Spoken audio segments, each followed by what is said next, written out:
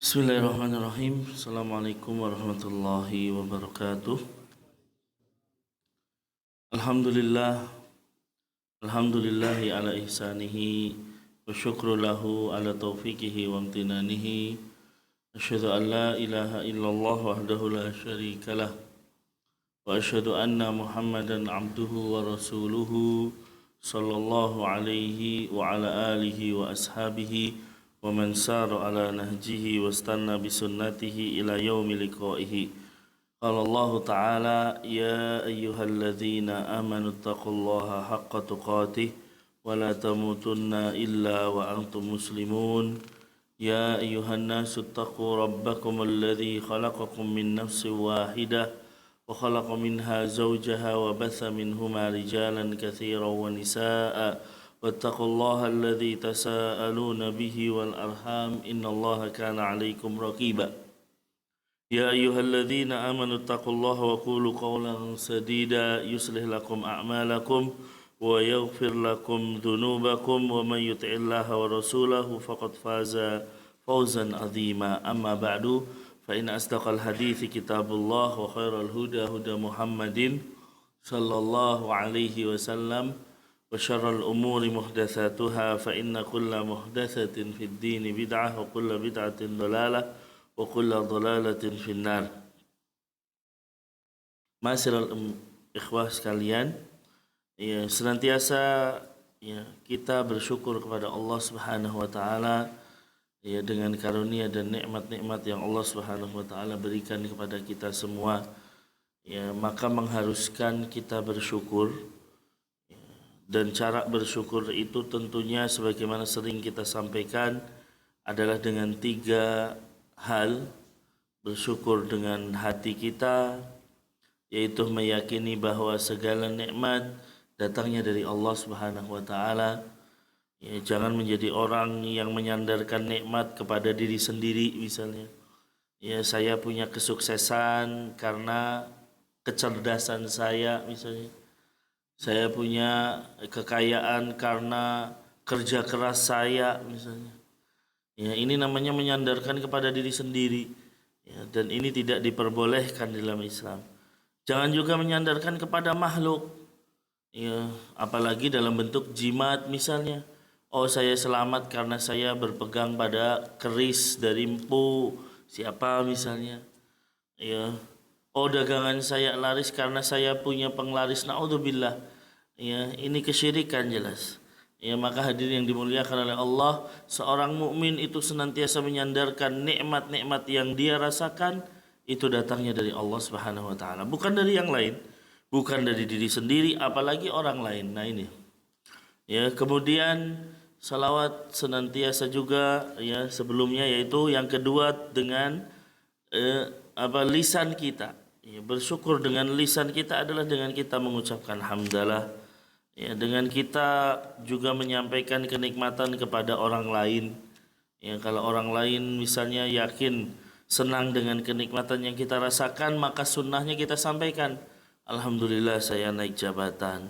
Alhamdulillah saya punya rumah baru. Alhamdulillah saya punya mobil. Alhamdulillah saya sehat dan lain sebagainya. Ya, ini pengamalan dalam ayat Al-Quran, wa amma bi ni'mati rabbika fahadis. Apabila dengan nikmat-nikmat Tuhanmu maka sampaikanlah.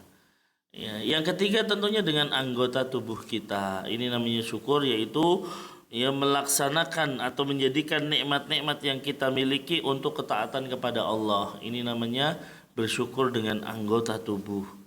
Ya, itu ikhwas sekalian, 3 cara kita bersyukur, jangan sampai kita lupakan.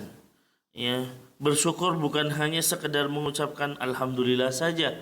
Ya, tetapi juga meyakini nikmat itu datang dari Allah dan menggunakan nikmat-nikmat itu untuk ketaatan kepada Allah. Berarti itu nikmat.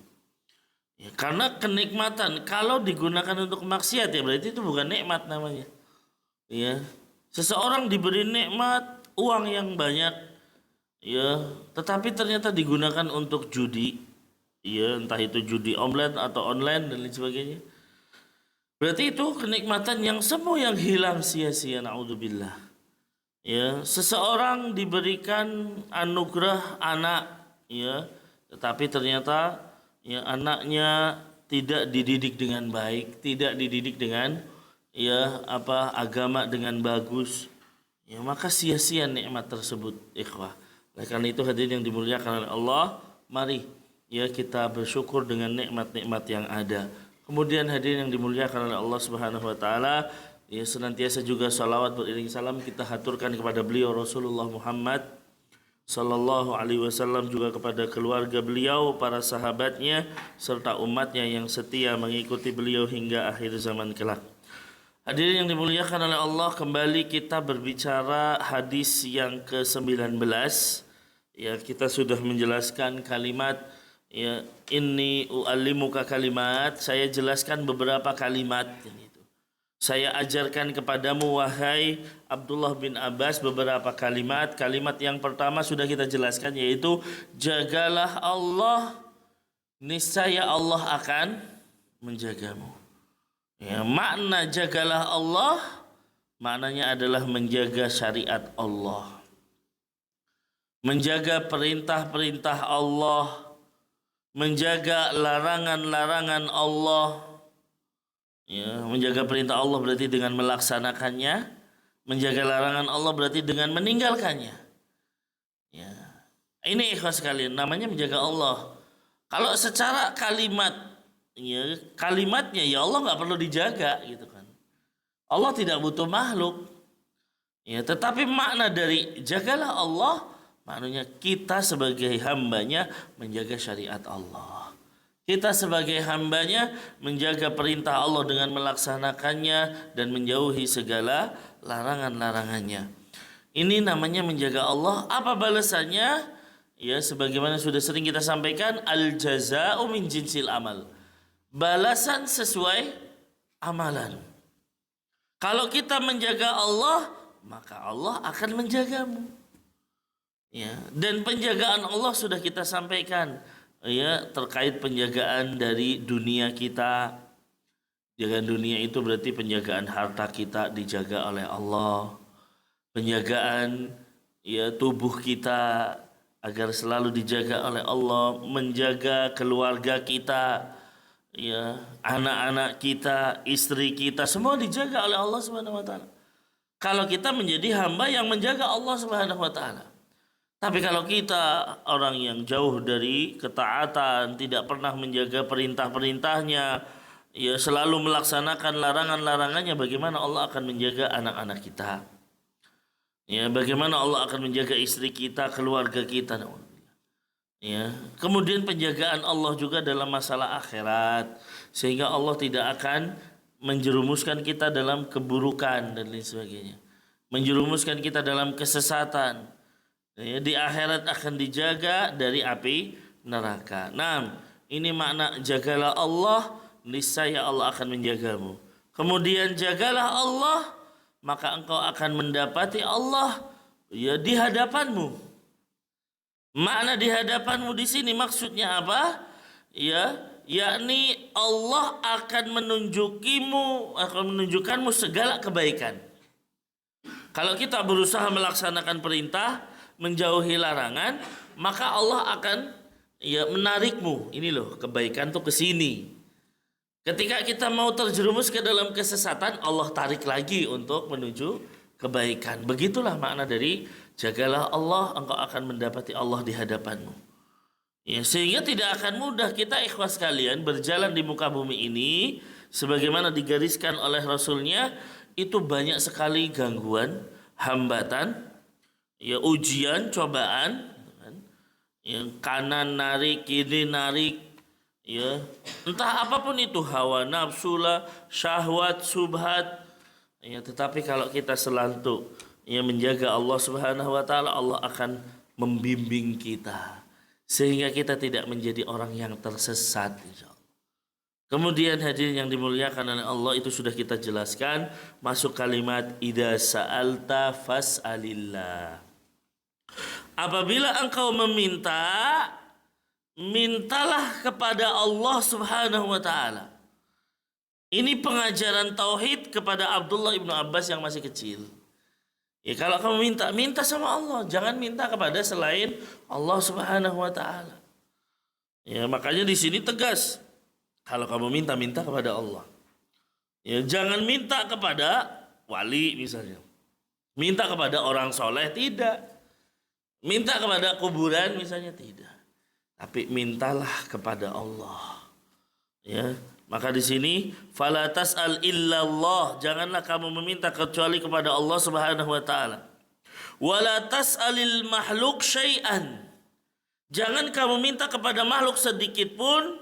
Seandainya pun engkau meminta kepada makhluk yang dia mampu untuk memberikan ya apa yang kita minta, ketahuilah bahwa makhluk tersebut itu hanya sebab. Hanya sebab, bukan apa yang menentukan. Seandainya misalnya kita bisa minta uang kepada orang yang memang mampu memberikan kita uang, ya maka kita jangan menyandarkan kepada orang tersebut. Ya, karena orang tersebut hanya sekedar sebab yang bisa memberikan permintaan kita. Hakikatnya yang mengabulkan dan memberikan permintaan kita adalah Allah Subhanahu wa taala. Seandainya Allah menahannya, tidak bisa memberikan yang diminta pun nggak bisa orang tersebut. Ya, tidak bisa orang tersebut akan memberikan apa yang kita minta. Itu maka kalau mintalah kepada Allah. Ya, kemudian apa? Makanya di sini idza sa'alta fas'alillah. Kalau kamu mintalah kepada Allah, menunjukkan untuk berdoa dan meminta kepada Allah ketika seseorang membutuhkan sesuatu. Ya, apapun itu ikhwah, lalu mintanya langsung pada Allah. Makanya Allah katakan di sini di dalam surat ya Al-Baqarah ayat 186, wa idza sa'alaka ibadi anni fa inni qarib. Apabila hambaku bertanya kepadaku atau bertanya tentangku, jawablah aku ini dekat. Ya, kedekatan ini apa? Ya, kedekatan ini menjadikan ujibu da'watad da'i. Ya, saya akan mengabulkan siapapun yang meminta. Ya, siapapun yang berdoa. Ya, idadaan syaratnya dia meminta, syaratnya dia berdoa, falyastajibu li wal yu'minu bi la'allahum yarshudun. Naam. Maka hendaknya dia apa? Beriman kepadaku, meminta kepadaku agar selalu berada dalam kebenaran. Naam. Ini kalimat yang ketiga. Kemudian masuk ke kalimat yang keempat. Lebih dalam lagi. Kalau kemarin atau kalimat yang ketiga, kalimatnya cuma kalau kamu mintalah kepada Allah. Sekarang lebih dalam lagu, yaitu minta pertolongan. Nabi mengatakan, idza sta'anta fasta'in billah. Apabila kamu meminta pertolongan, ya, maka mintalah kepada Allah Subhanahu wa taala. Ya, maka mintalah kepada Allah Subhanahu wa taala. Ya, hadirin yang dimuliakan oleh Allah Subhanahu wa taala, apabila engkau menginginkan pertolongan, ya, maka jangan minta pertolongan kecuali dari Allah Subhanahu wa taala. Karena Allah lah ya yang memiliki kerajaan di langit dan di bumi. Ya, Allah yang akan menolongmu apabila Allah berkehendak. Idza akhlastal isti'anah billah wa tawakkalta alaihi a'anaka. Kalau engkau ya memohon pertolongan dengan ikhlas, Pak. Ya. Kemudian apa? Tawakalnya kepada Allah, Allah pasti nolong. Ya. Dan ini terjadi bahkan pada orang-orang musyrik. Ya. Di zaman Quraisy orang-orang musyrik itu kalau di tengah lautan, Pak, terombang-ambing ombak gitu kan. Ya, mereka da'awullaha mukhlisin. Ya. Benar-benar mereka minta kepada Allah dengan ikhlas dan meyakini Allah yang akan menolongnya. Makanya minta, ya Allah selamatkan kami dari ya ancaman gelombang ini dan lain sebagainya. Cuman permasalahannya orang musyrik itu kalau udah diselamatin lupa gitu loh. Ya, begitu sampai daratan nyembah selain Allah lagi. Mintanya kepada selain Allah lagi. Ya, ini ikhwan sekalian di zaman Rasul seperti itu. Ya, tetapi tentunya ternyata kesyirikan sekarang lebih berat. Gitu kan. Ya, kesyirikan yang terjadi di masa sekarang lebih berat daripada orang-orang di masa Rasulullah bahkan. Ya tadi kalau di masa Rasulullah terkena ombak di tengah lautan, mereka ketakutan. Lalu mintanya apa? Langsung kepada Allah.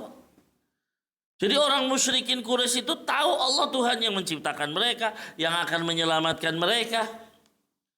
Ya, begitu selamat kembali lagi kepada, ya mintanya bukan kepada Allah lagi, tapi mintanya kepada berhala. Ini orang musyrik zaman dulu.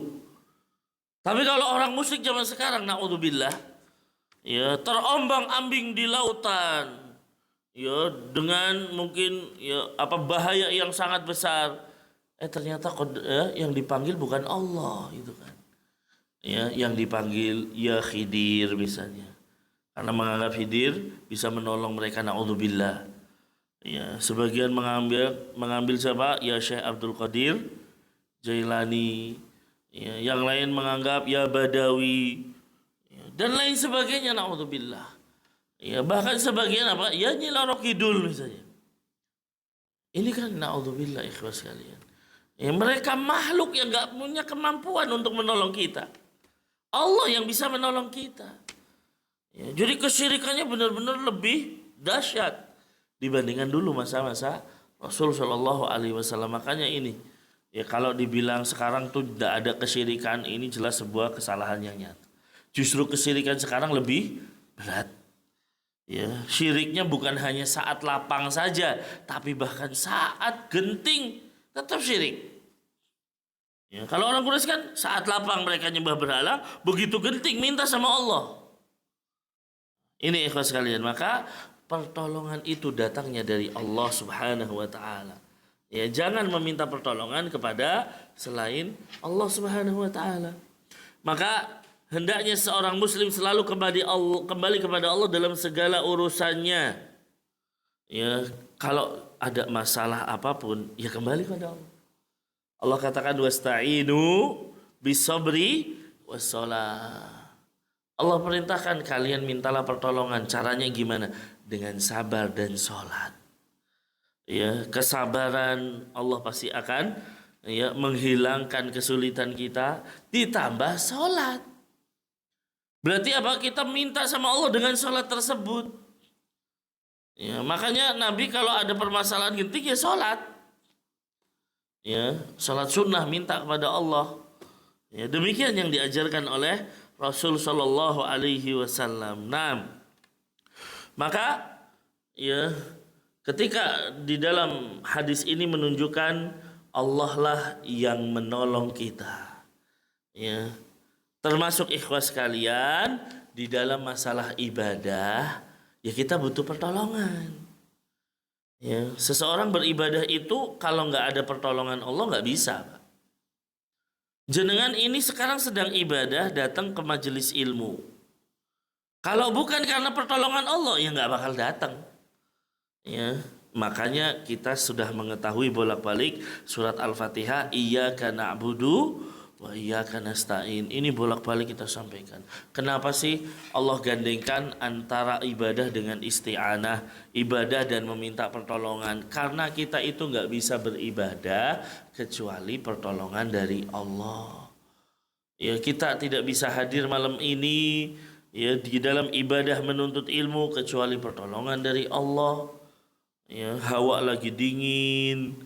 Ya, kayaknya kok keluar malas dan lain sebagainya. Tapi pertolongan Allah menjadikan kita hadir di sini.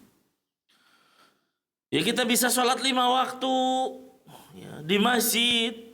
Ya, bukan karena kita masih sehat. Bukan semata-mata kita masih kuat.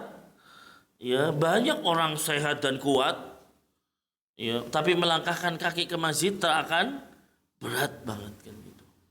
Ya. Mereka itu kuat kalau disuruh naik gunung bisa jadi. Ya, gunung tertinggi sekalipun bisa ditaklukkan. Ya, tapi bisa jadi masjid yang jaraknya mungkin cuma 50 meter. Ya, kayaknya berat banget tuh kaki itu. Ya, lebih berat daripada bawa tas ransel isinya makanan, pakaian naik gunung. Ya, kita ke masjid itu kan cuma pakai sarung, pakai baju, pakai peci. Langkahnya ringan. Padahal kita melangkah ke masjid itu, Masya Allah ya Pak. Ya, langkah kaki kanan itu mengangkat derajat, langkah kaki kiri menghapuskan ya dosa. Ya, berarti kan keuntungan kita ketika melangkah. Masya Allah. Tapi ya itu setan banyak kan menang gitu. Ya.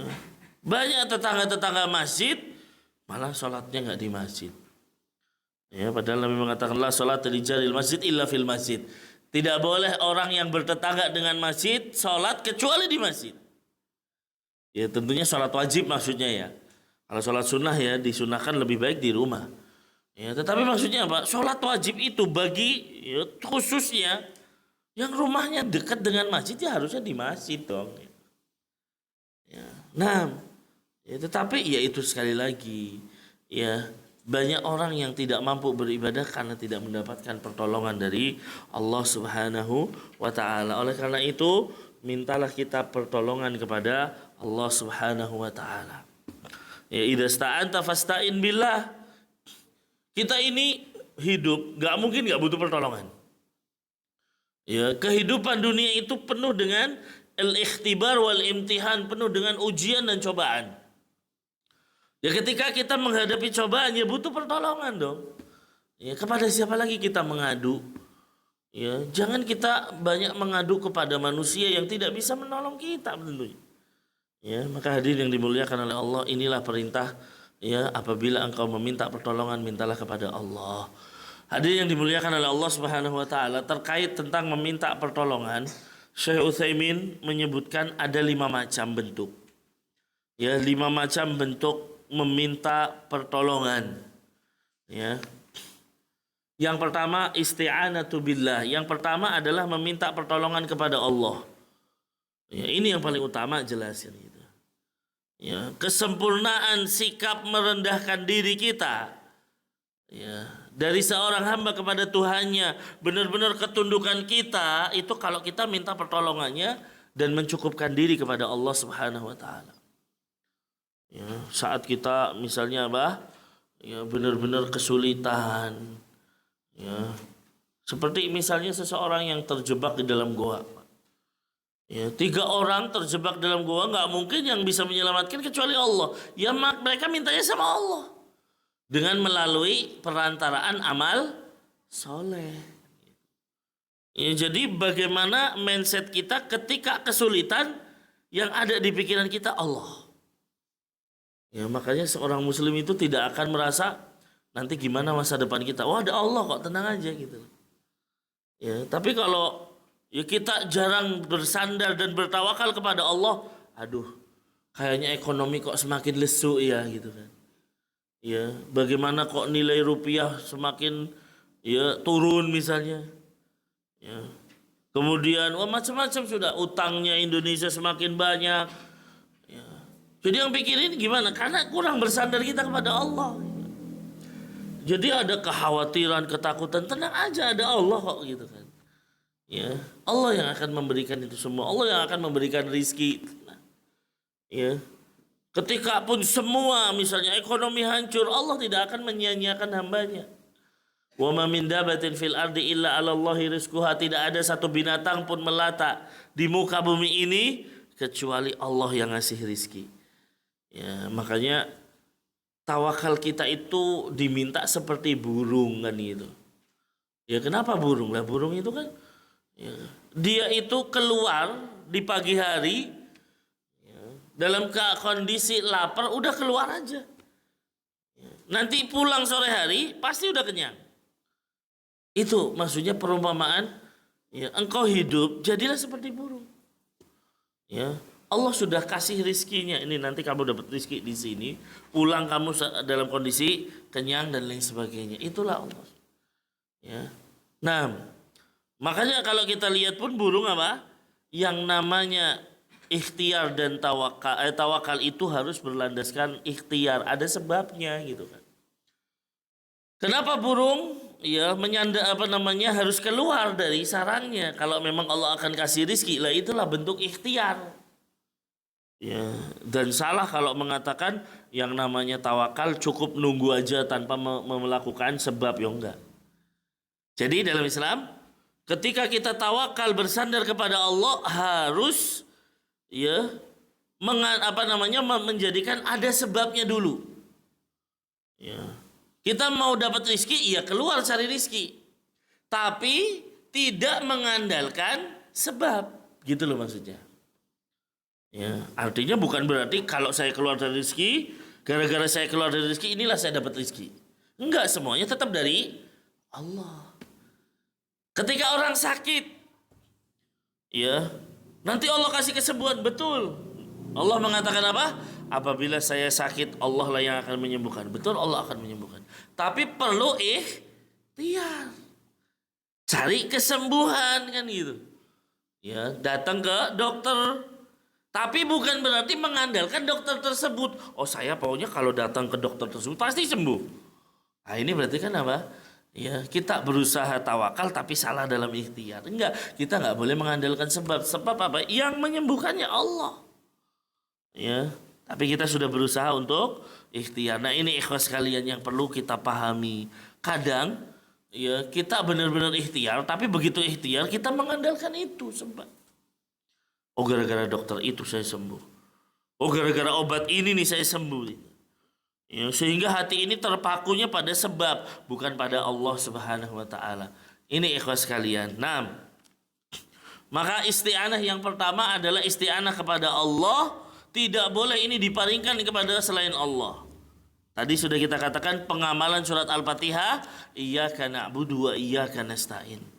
Ya, semua pertolongan datangnya dari Allah Subhanahu wa taala, bukan dari yang lain. Ya, bukan dari yang lain. Nah, ini isti'anatu billah. Makanya memalingkan isti'anah yang pertama ini kepada selain Allah, ya jelas merupakan kesyirikan.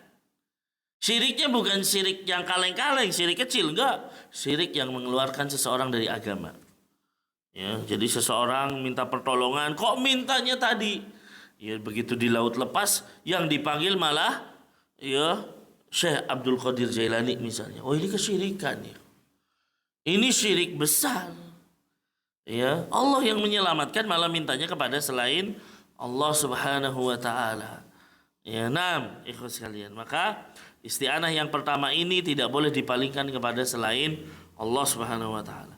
Kemudian yang kedua, isti'anah meminta pertolongan kepada makhluk dalam perkara yang makhluk tersebut mampu melakukannya.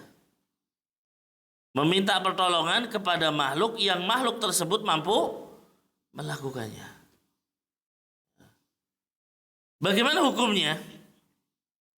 Ya, artinya kita minta pertolongan kepada makhluk tersebut, dia bisa gitu kan. Maka ini terbagi atau kita bisa rinci, ya, tergantung perkara yang dimintai pertolongan padanya. Ya, kalau perkara tersebut kebaikan, maka boleh dilakukan dan meminta tolong kepadanya. Ya, ini kalau misalnya yang kita minta tolong adalah sebuah kebaikan. Ya, yang kita minta tolong adalah sebuah kebaikan, maka boleh kita meminta pertolongan kepadanya. Ya, ala asas apa? Wa ta'awanu 'alal birri wat taqwa. Tolong menolonglah kalian dalam kebaikan dan takwa. Ya, seseorang misalnya minta tolong, ya, tolong ajari sholat. Oh, ini kan berarti bagus. Ya, silakan. Ya, tolong ajari ya baca Al-Qur'an, harus ini. Ini namanya ta'awun dalam kebaikan. Tapi kalau meminta pertolongannya itu dalam permasalahan dosa, maka hukumnya ya haram dong, dosa kok. Ya, meminta tolong kepada ya misalnya yang sudah ahli dalam ya permainan judi, naudzubillah. Ya dosa ini jelas. Gimana sih caranya biar menang judi? Ya nggak boleh. Ya, berarti minta pertolongan seperti ini adalah haram. Wala ta'awanu 'alal ismi wal udwan. Dan janganlah tolong menolong dalam berbuat dosa dan pelanggaran. Ya, minta tolong gimana caranya jadi pencuri misalnya, naudzubillah. Ya, ini jadi kalau perkaranya baik, ya boleh lakukan.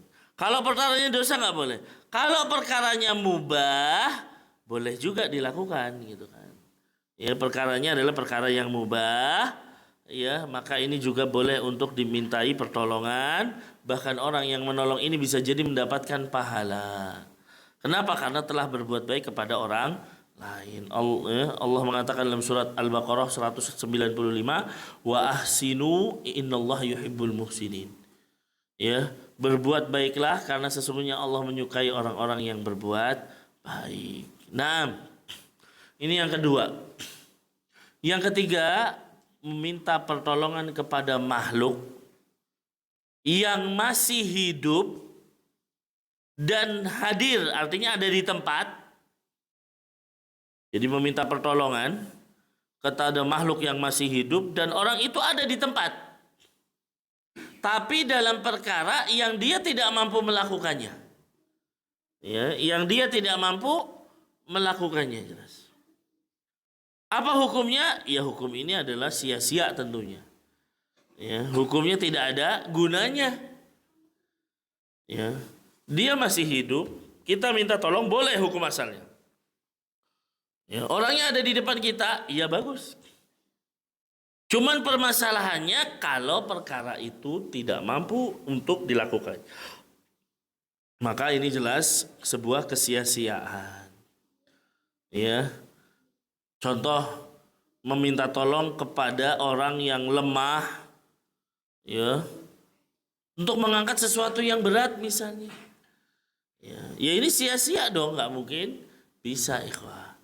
Ya, tidak mungkin bisa. Nah, ya demikian pula dengan yang lain gitu.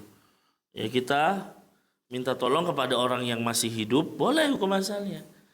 Ya, tetapi harus dalam perkara yang memang dia mampu melakukannya. Ya, dia mampu melakukannya. Kalau nggak mampu ya jelas sia-sia. Ya. Ada orang masih hidup di depan kita, tapi orang ini Masya Allah orangnya soleh misalnya, hadir di depan kita. Lalu kita minta tolong berikan atau tolong jadikan saya bisa mempunyai anak misalnya. Anak saya sudah puluhan tahun tidak punya anak. Ya ini kesia-siaan, orang dia nggak bisa nolong dalam hal ini. Ya, tidak bisa nolong dalam hal ini. Dan ini bantahan terhadap orang-orang yang selalu meminta kepada makhluk yang tidak mampu dihadirkan oleh makhluk tersebut.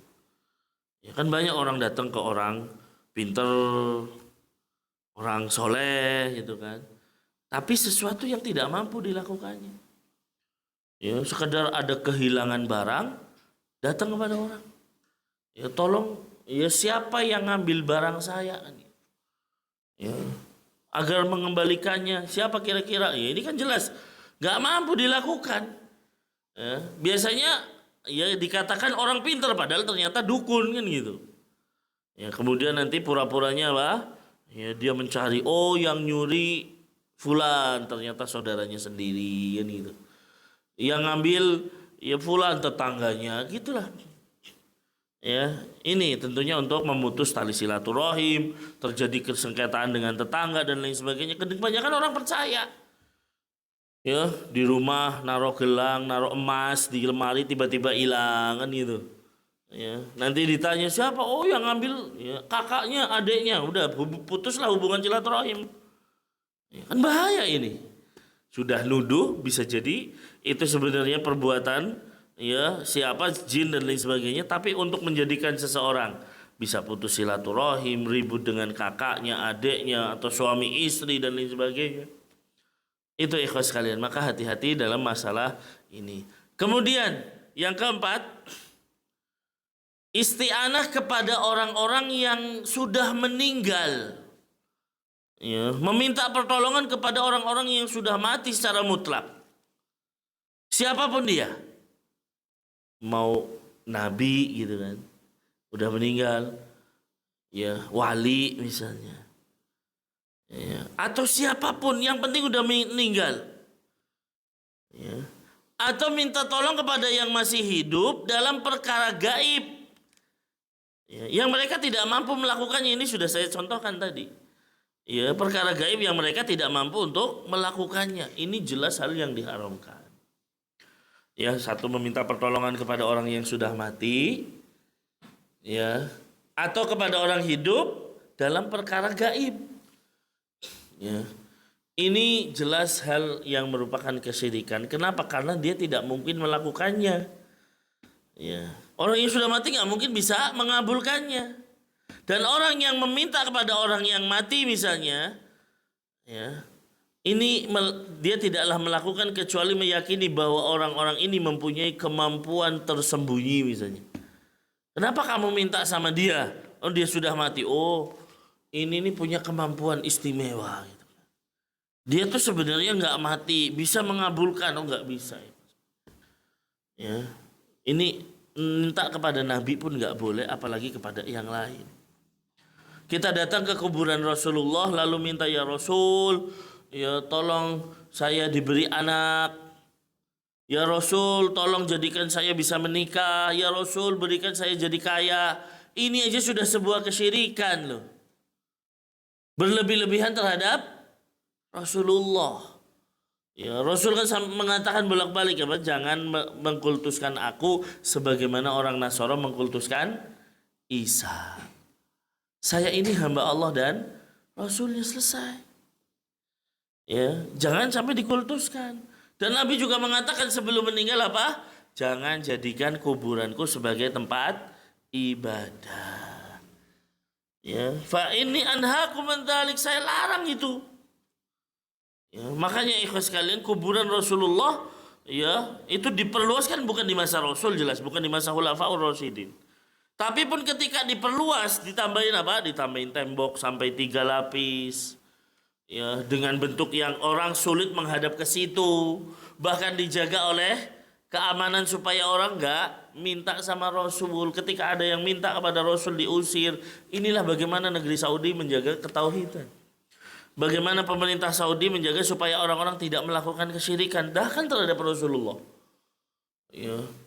Hanya kalau kita misalnya melewati kuburan Rasul disuruh segera pergi gitu kan.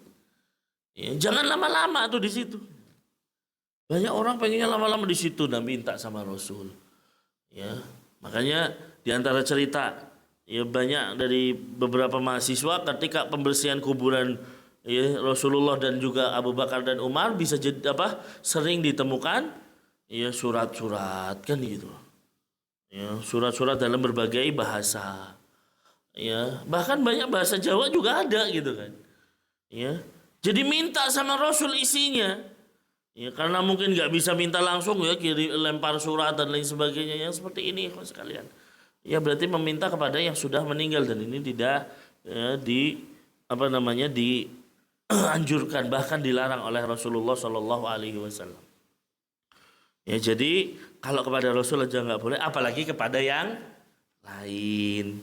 Ya kepada orang-orang yang mungkin dianggap orang soleh dan lain sebagainya, datang ke kuburan, minta kepada penghuni kubur, ya ini kesyirikan.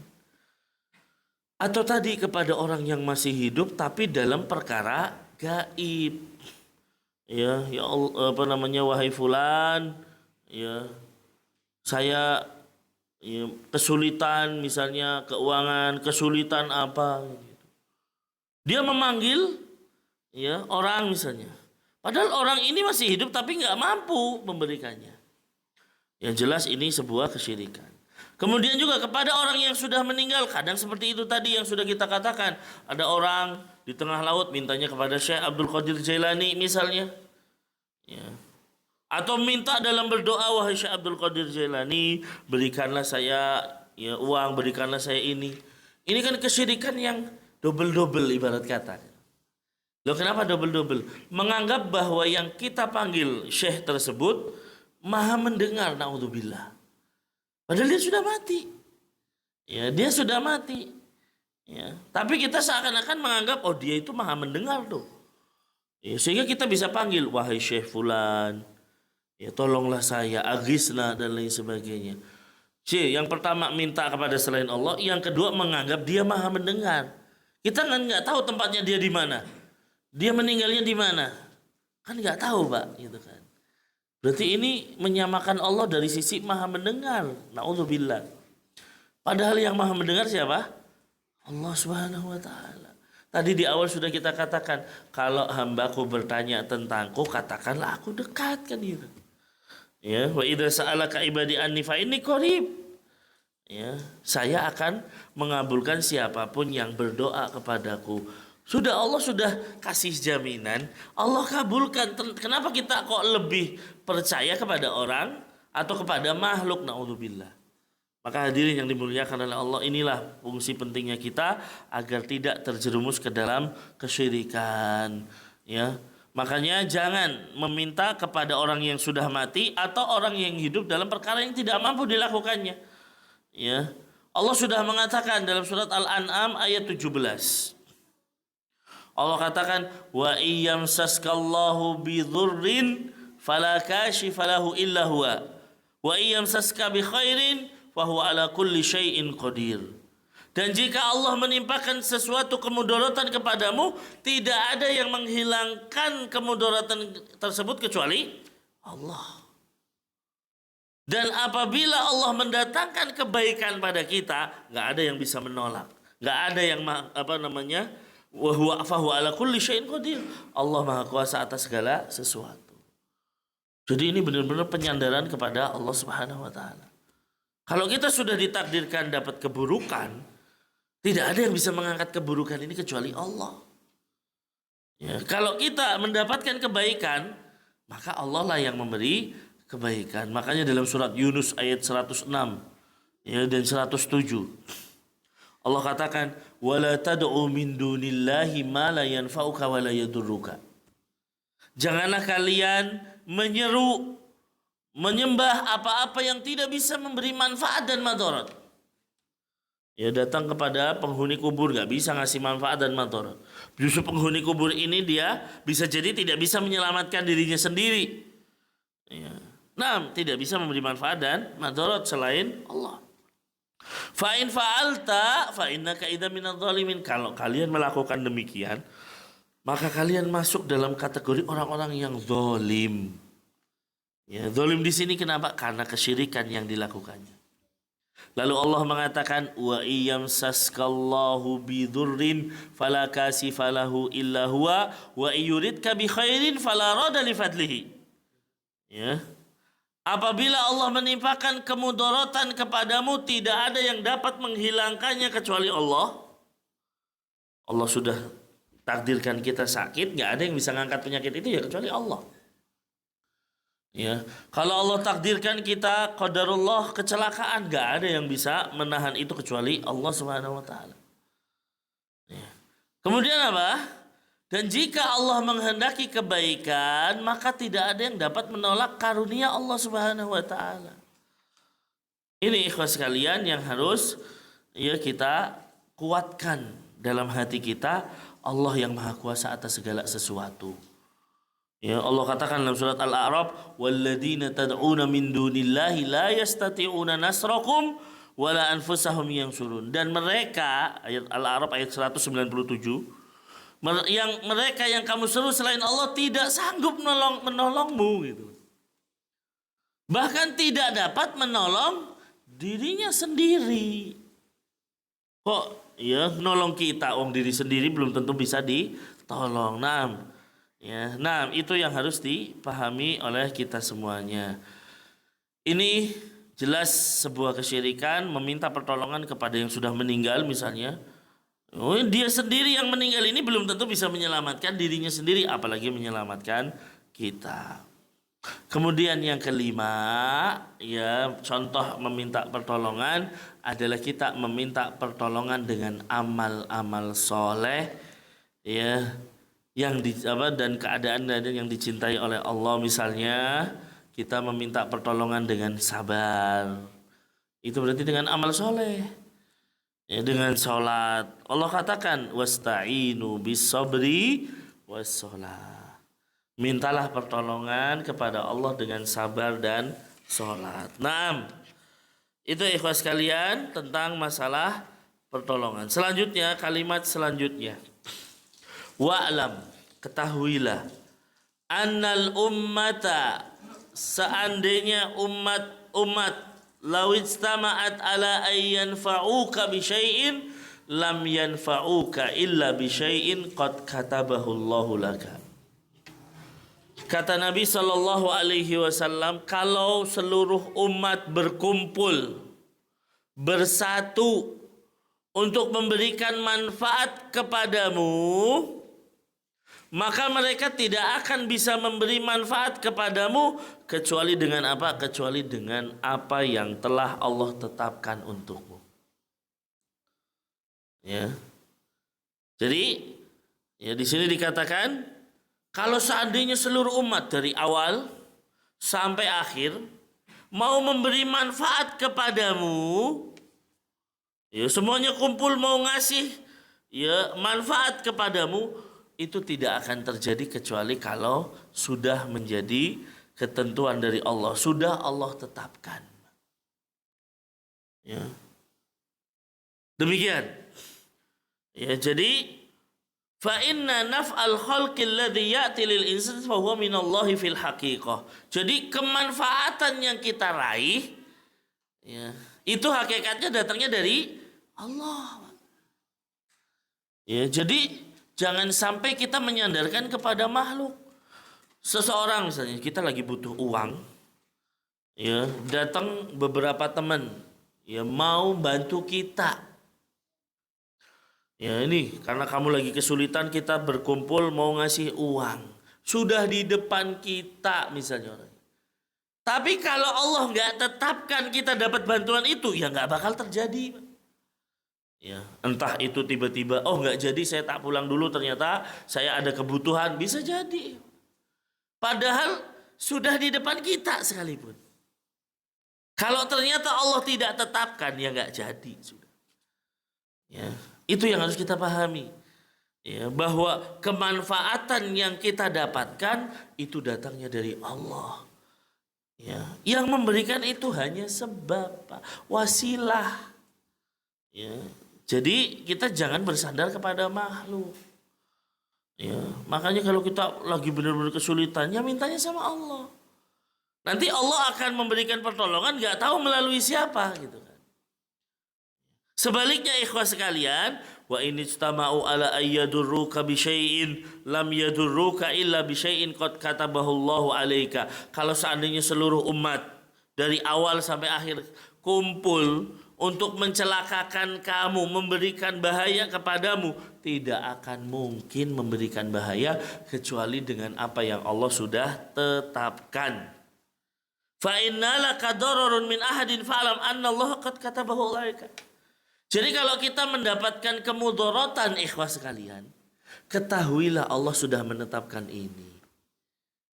Nah ini berarti menjadikan menguatkan keimanan kita terhadap rukun iman yang keenam. Iman kepada takdir baik dan buruk. Makanya di sini dikatakan apa? Rufi'atil aqlam wa jaffatis suhuf. Pena itu sudah kering dan pena itu sudah diangkat, mohon maaf, dan lembaran-lembaran sudah kering. Ya, jadi maksudnya apa? Ini sudah tercatat semua. Seluruh takdir kita ikhwah, Allah sudah catat semuanya di Lauhul Mahfuz. Ini tidak akan mungkin berubah.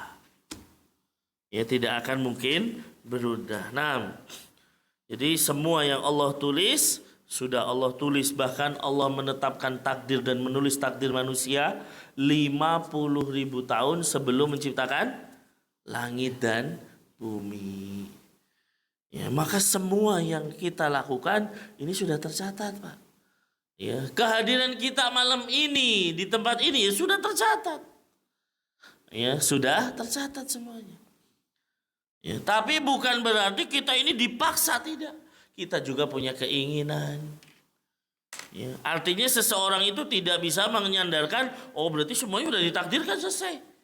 Ya, berarti kayaknya kita itu dipaksa harus melakukan demikian. Tidak, kita itu juga punya pilihan. Makanya apa? Ya, Allah itu bisa menentukan seseorang ke surga atau ke neraka. Ya, tidak bisa orang yang ke neraka protes, kok engkau menjadikan aku neraka, kan engkau yang nakdirkan ya Allah, nggak bisa. Karena kita punya kemampuan untuk memilih. Bayangkan coba Pak, ya kenapa Seseorang kalau disuruh milih, ada pekerjaan gajinya 10 juta dengan pekerjaan gajinya 1 juta. Orang yang cerdas kan milih yang 10 juta, selesai. Berarti dia bisa milih. Loh, kenapa perkara dunia bisa milih tapi perkara akhirat kok? Oh, kita udah ditakdirkan. Kan bisa milih kita. Allah sudah tentukan ini jalan ke surga. Ini jalan ke neraka. Loh, kok kamu malah milihnya jalan ke neraka? Ya salahmu sendiri. Makanya ketika para sahabat ya dikasih tahu oleh Rasul Shallallahu Alaihi Wasallam, ma minkum min ahadin illa wa qad kutiba maq'aduhu minal jannati onnar. Oh, kama qala Nabi. Tidaklah setiap orang di antara kalian kecuali sudah ditetapkan tempatnya di surga atau neraka. Sahabat ngomong, ya Rasul kalau gitu ya udah kita ya bersandar aja sama takdir, gak usah ngapa-ngapain. Ya, gak usah beramal, gak usah apa, udah. Apa kata Nabi? I'malu. Ya tetap kalian beramal. Kenapa? Semua orang akan dimudahkan ke arah yang memang sudah ditakdirkan. Kalau engkau ditakdirkan ahli surga, Allah mudahkan. Ya. Kalau seseorang ditakdirkan ahli neraka, Allah mudahkan. Ya, begitu. Jadi bukan berarti kita bersandar takdir terus sudah. Tidak, kita tetap harus beramal.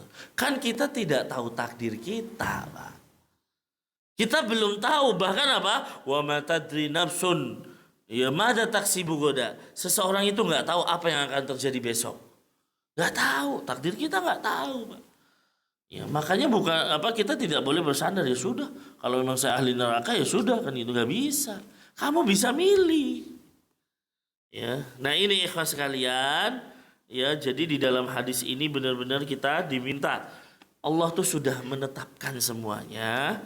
Ya, tetapi tetap kita itu apa? Hendaknya beramal sesuai dengan kemampuan kita. Ayo beramal soleh sebanyak-banyaknya. Kalau kita pengen jadi ahli surga, ya udah kita beramal sebanyak-banyaknya. Ya, begitu ikhwas kalian.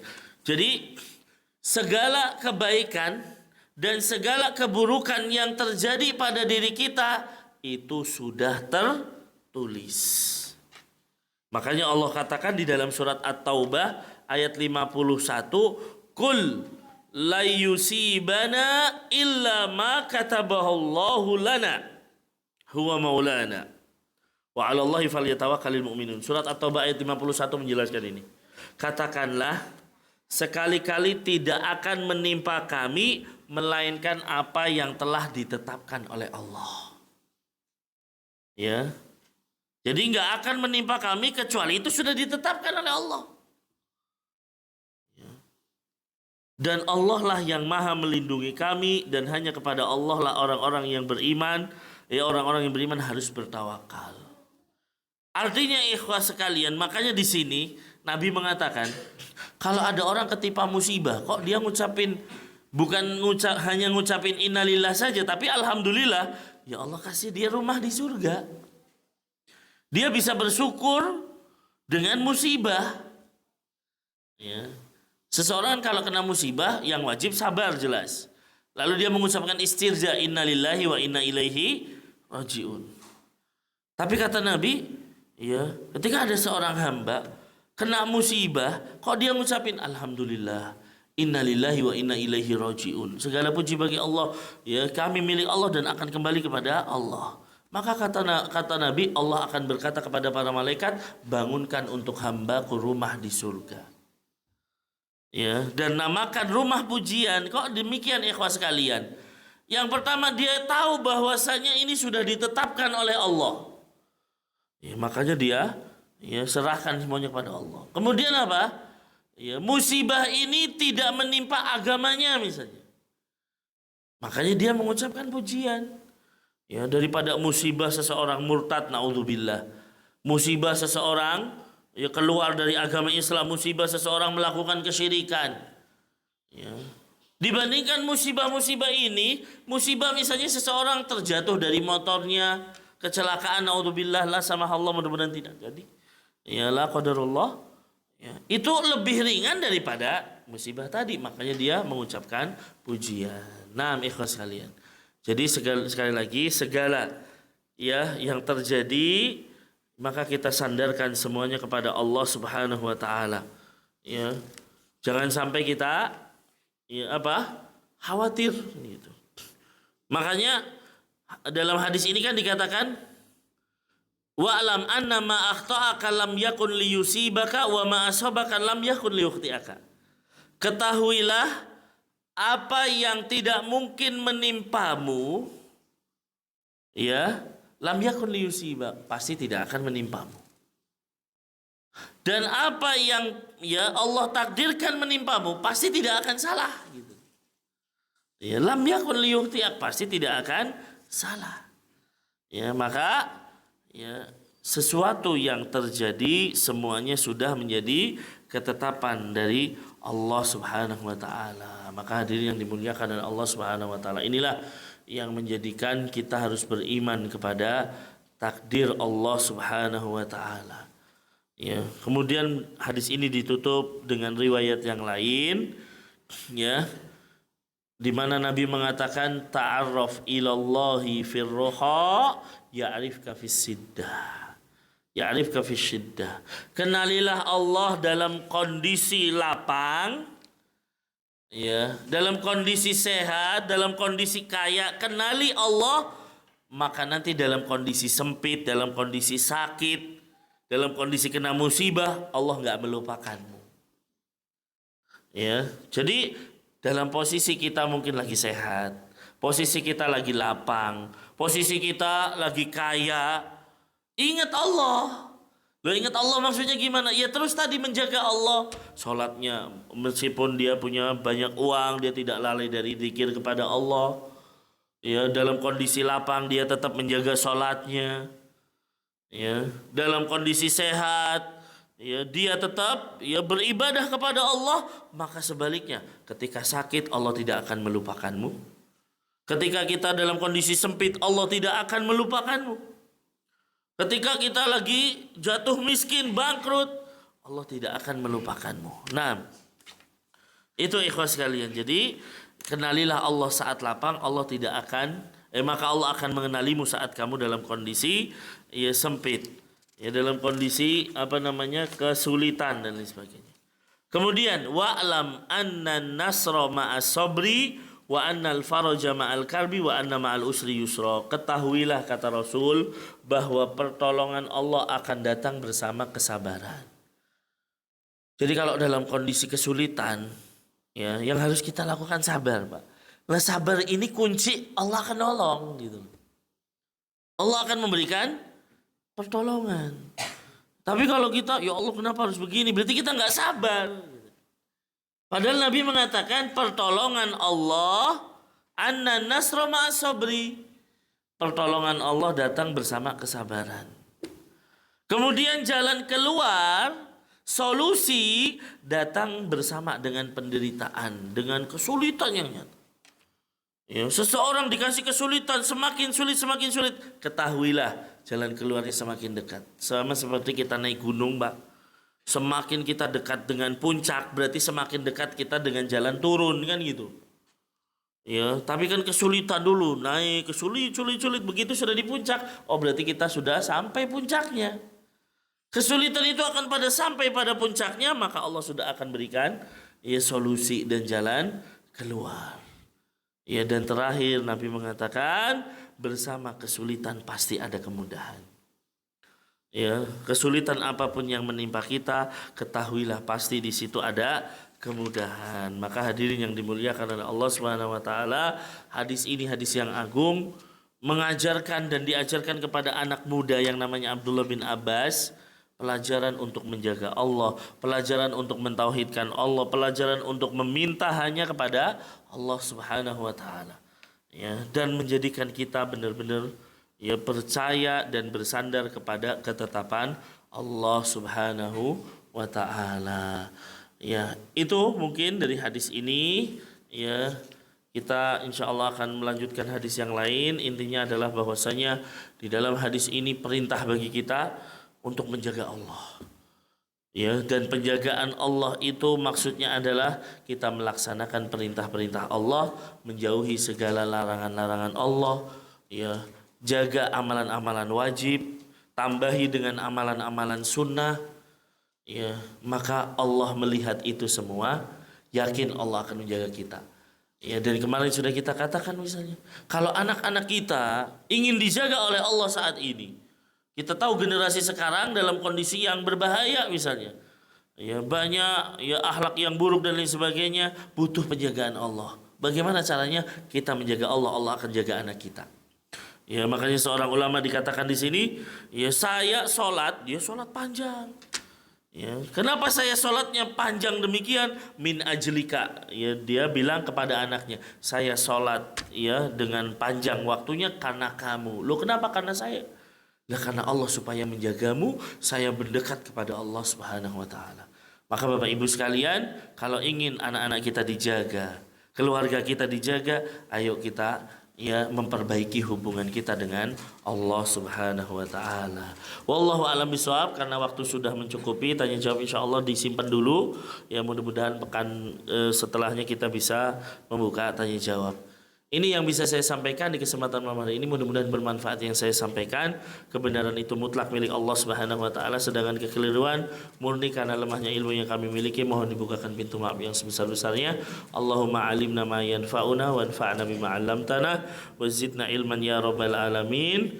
Kita akhiri kaji kita dengan doa kafaratul majlis. Subhanakallahumma wa bihamdika asyhadu an la ilaha illa anta astaghfiruka wa atubu ilaik. Assalamualaikum warahmatullahi wabarakatuh.